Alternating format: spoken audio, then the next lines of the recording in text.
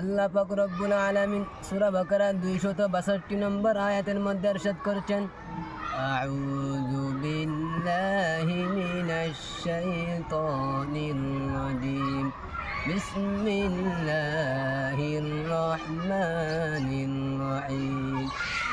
مثل الذين ينفقون أموالهم في سبيل الله, যারা নিজেদের মাল আল্লাহ রাস্তার মধ্যে খরচ করবে, সুম্মা লা ইউতবিউনা মা আনফাকুন, এবং যা কিছু খরচ করে তা প্রচার করে বেড়াই না, মান্নাও ওয়ালা আযা, এবং কুড়া দিয়ে মানুষদেরকে কষ্ট দেয় না, লাহুম ইনদা রাব্বিহিম, তাদের জন্য আল্লাহ পাক রব্বুল আলামিনের কাছে তাদের জন্য উজরত রয়েছে, ওয়ালা খাউফুন আলাইহিম, তাদের কোনো ভয় নাই, ওয়ালা হুম ইয়াহজানুন, তাদের কোনো চিন্তাও নাই।